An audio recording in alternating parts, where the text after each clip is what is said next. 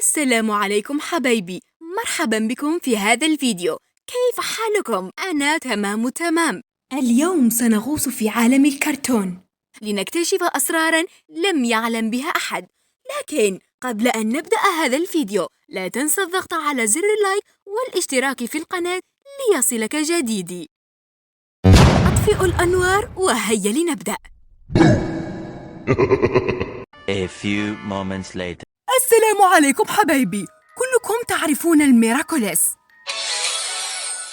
لكنكم لا تعرفون خفاياها. اليوم دانو حبيبتكم أحضرت لكم نظرية غريبة عن الميراكوليس، وهي عن علاقة الدعسوقة بالقط الأسود.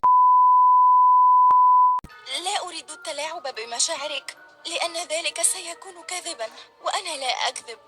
أنت لست شريكي فقط. دائما ما كنا نرى أن القط الأسود كان يلمح للدعسوقة أنه يريد علاقة معها، لكنها أحيانا كانت ترفض. أهناك فتى؟ من هو؟ إنه لا أستطيع إخبارك. لا يمكننا تبادل الأسرار، لابد أن تظل هويتنا سرية. كل منا.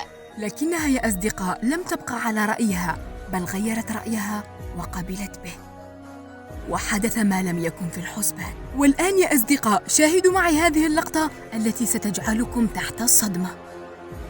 2000 years later.